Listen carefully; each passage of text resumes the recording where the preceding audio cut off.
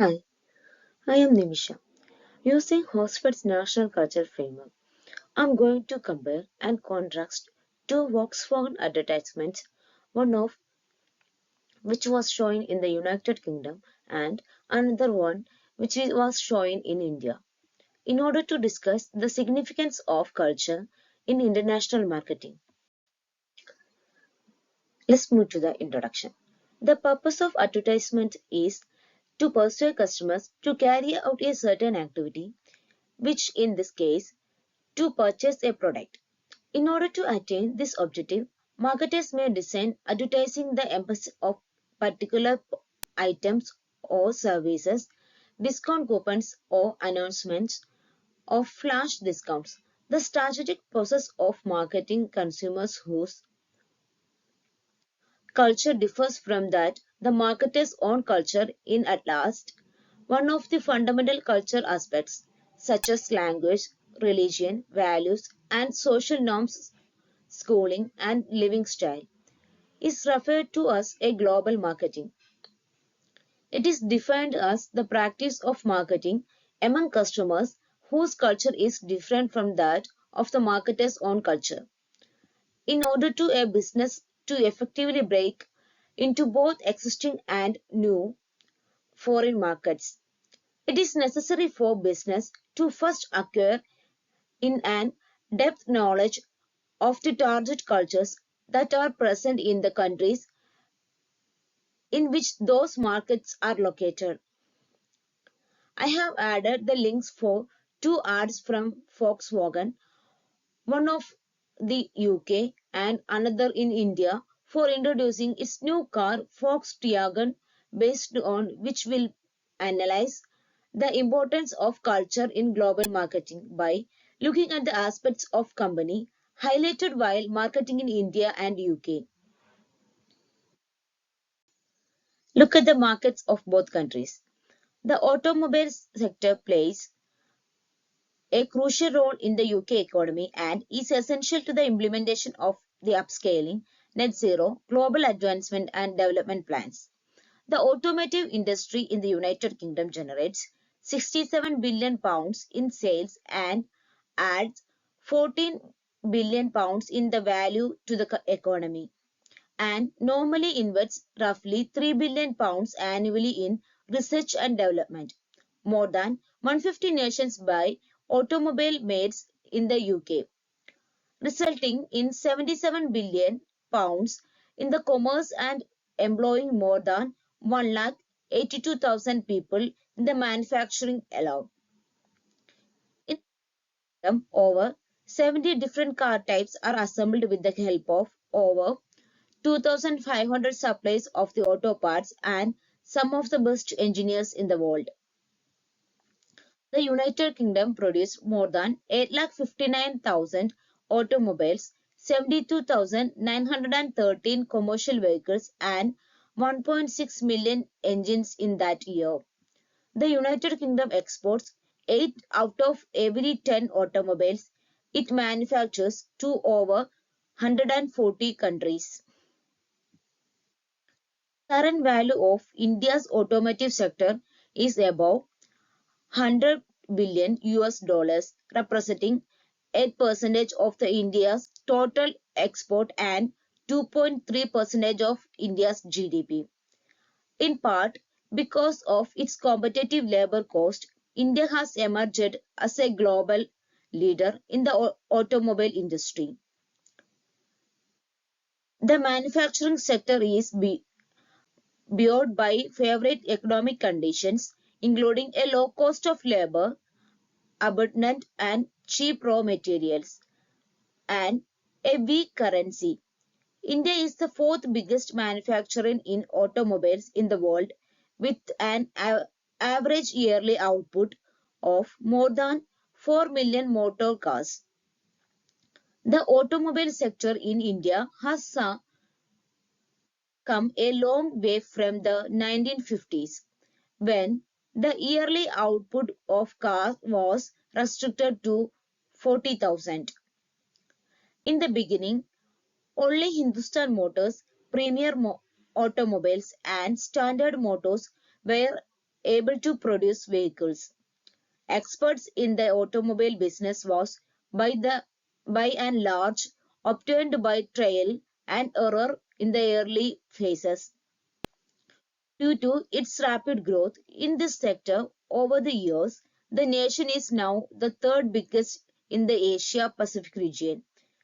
In the period between 2000 April and 2022 March, the automobile industry attracted a total of around 32.84 billion US dollars in equity FDI. Increased demand is expected as consequence of rising middle class income and large young population. Geert Hofstede, a Dutch social psychologist, created the concept of culture aspects in 1980. His cultural dimensions theory provides a structure for doing so. He developed his idea by studying the responses to an international survey given to the IBM workers all around the world. Businesses can use this model for creating effective market strategies. The six dimensions of the model are: first one, power distance. It is a degree a society accepts or rejects the unequal distribution of power in organization and society. Second one, individualism and collectivism. It is the degree to which a society emphasizes an individual's accomplishments and self-interest versus the accomplishments and interest of groups. Third one, masculinity and femininity. It is the degree of a society values assertiveness and materialism versus feelings, relationships, and quality of life. Fourth one, uncertainty avoidance. It is a degree a society tolerator or uncomfortable with risk, change, and situational uncertainty. Fifth one, time orientation. This is the degree to which a society emphasizes short-term or long-term goals. Sixth one, intelligence. The intelligence was restraint dimension considers the extent and tendency for a society to fulfill its desires. In other words, this dimension revolves around how societies can control their impulse and desires, provide a comprehensive understanding of how an individual's culture upbringing might influence their behavior, such as Volkswagen make use of this information in order to improve the way they focus their advertising at certain groups of customers. Reflective critical comparison. The Hofstede's model clarifies the scores for both UK and India as follows. The Volkswagen's advertisement in India is focused upon providing safety to the customers rather than telling much about the features. Indian customers emotional in the dimensions of the family, festival, and celebrations. Through the advertisement, Volkswagen is showing care and warm nature by beautiful servicing and giving a new look to the old car of a woman's mother on her birthday. This way, the company is giving importance to the emotional aspects of the customer, making their special moments more memorable. The UK ad by Volkswagen, on the contrary, presents the car as a style icon that everyone will admire, especially the young generation.